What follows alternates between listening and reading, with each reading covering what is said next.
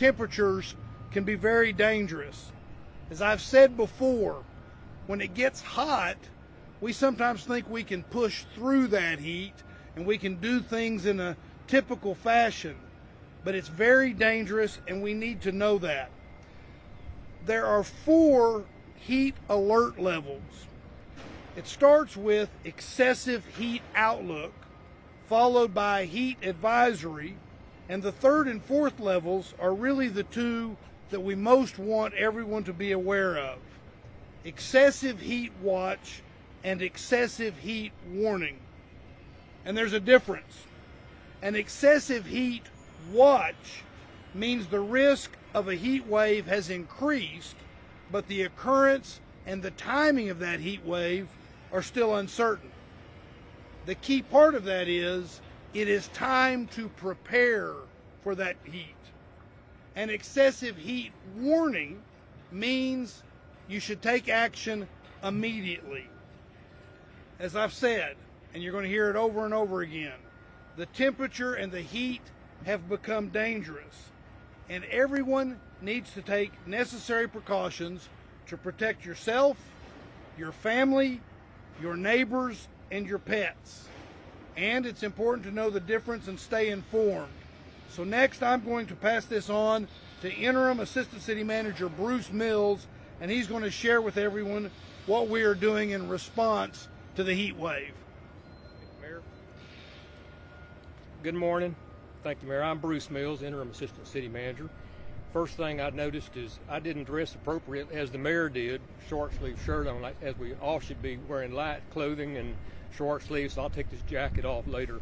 But as the mayor noted, we are experiencing extreme prolonged heat in Central Texas region, triggering the National Weather Service to issue, as the mayor said, excessive heat warning through at least tonight and most likely will be extended through this weekend.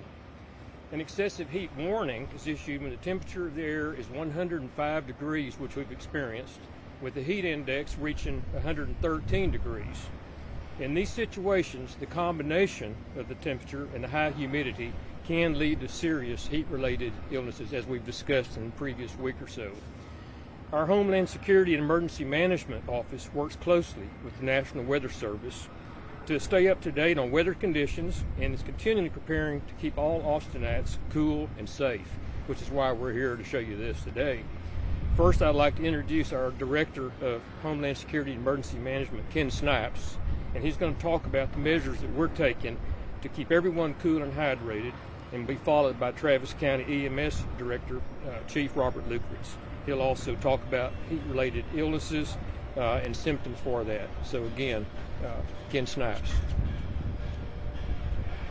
Thank you and good morning. Director Ken Snipes with Homeland Security and Emergency Management. Summer is here and it has brought extreme heat to Central Texas. The Austin area is currently, as you've heard, under an excessive heat warning from the National Weather Service. High temperatures bring the risk of elevated heat illness to our Austin community. According to the Centers for Disease Control and Prevention, an average of 700 people die each year in the United States from heat illness, and most of those illnesses could be prevented. To date, about 13 people have died across the state of Texas due to heat illness this year. Community members who are elderly, medically compromised, who work or spend time outside, or who are experiencing homelessness are especially vulnerable. No heat-related deaths have been reported in Austin this year, and that's why we're here today, to share with you how we might go about protecting our community and helping people understand how they prevent themselves from becoming victims associated with heat illness. At Homeland Security and Emergency Management, we are taking action to help keep our community safe. Today at Republic Park, you see behind us, we have a set of misting tents designed to help keep people cool, to give them an ability to have a reprieve from the heat. This is a pilot that we are undertaking to study and understand how this might be an apparatus that we could use across the city in the future. Cooling centers. The City of Austin's recreation centers and libraries are available as cooling centers. These cooling centers serve also as a reprieve from the heat. During excessive heat warnings, the hours of these facilities are extended. You can find out more at austintexas.gov alerts. Or also, we advise you to check in at readycentraltexas.org for more information on how you can protect yourself and how to understand the impacts of heat illness and how to prevent it. And with that, I will turn it over to Chief Luckritz with EMS. Thank you, Ken. Chief Robert Luckritz, Austin Travis County EMS. First and foremost, I want to make sure that I stress the seriousness of this situation that we're in. Although it does feel very nice out right now, it is going to get extremely hot as we move forward, and as we all know. And I cannot emphasize enough how important it is for us to pay attention to ourselves and take care of ourselves. Since April 1st, we've had 422 incidents identified as heat-related illnesses. A quarter of those were in July, and half of those were in June. During the month of June, we set an all-time record for heat-related illnesses, almost double what we experienced last year. It is important that you identify and recognize the signs and symptoms of heat exhaustion and heat stroke. Everyone should be sure to learn those signs and symptoms. First and foremost, if you're experiencing nausea, lethargy, tiredness, take yourself, relax, step out of the heat, find a cool place to rest until you're in a better place. If you stop sweating, or if you see someone who is confused and unable to control themselves, call 911 immediately and we will respond. Act quickly. And remember these 3 words. If someone has the signs and symptoms of heat stroke, move them, cool them, and call 911. It's especially important that we recognize those individuals that have more exposure to heat-related illnesses. Patients with complex or chronic medical conditions, the very young or the very old, are at high risk. They cannot regulate their temperatures in the same way that you and I can.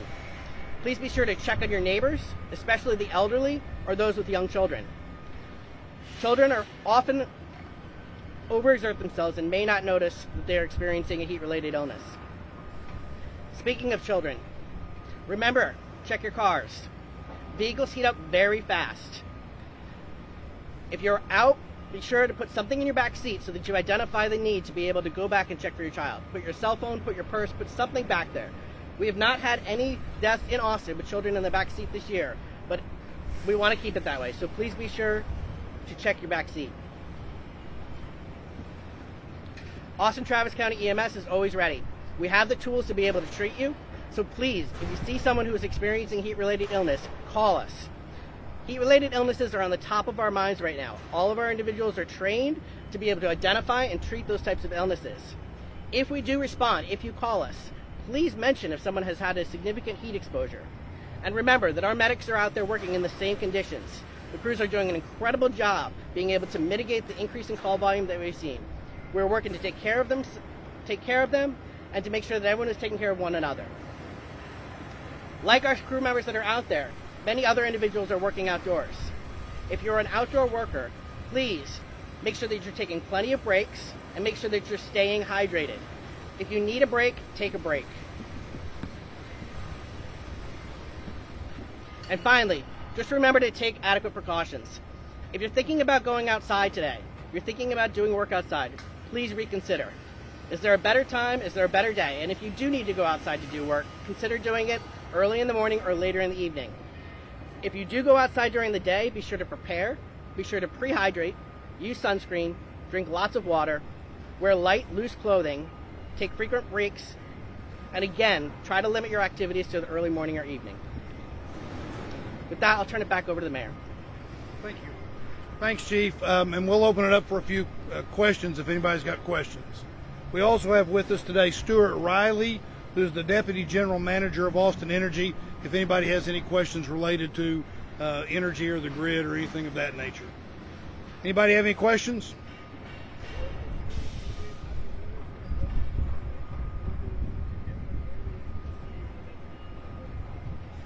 Well, I'm going to let you, will you address how he's asked, do we see those living homeless moving into different places in the city because of heat? And I'm going to ask him to address that, but I'm also going to ask him to address some of the things we're doing so that we know where folks are and we can address their needs. Thank you. Great question. So I can't speak specifically to whether or not we're seeing people moving around, but I will tell you that we're taking initiatives to connect with them where they are. 2 weeks ago, for example, we took a team of folks out to 8 homeless encampment sites, and we provided them with bottled water, which was much appreciated by those folks. Also, you'll see that we're piloting the effort here behind us where we have the cooling and misting tents and also cold water again. So that will be made available to anybody in need, and so our homeless population can certainly take advantage of that.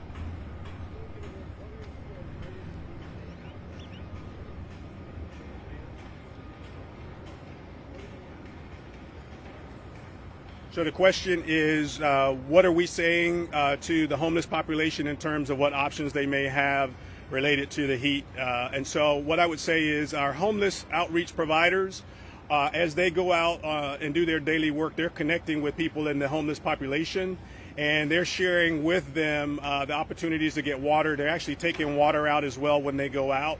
And as we've started this pilot here today, we'll make them aware of that and other opportunities that are to come. The only thing I want to highlight about what was just said is the pilot project on these misters is for everybody.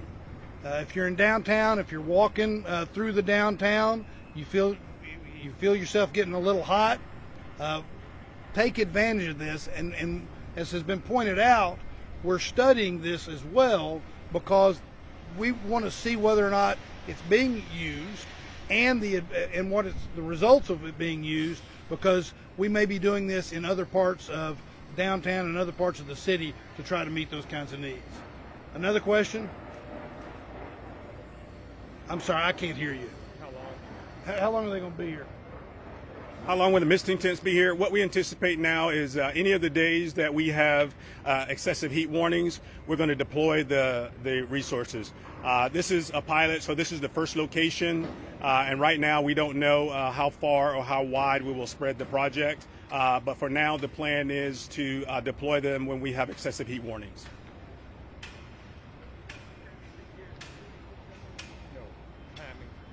They will not. They will be here today until 6 p.m.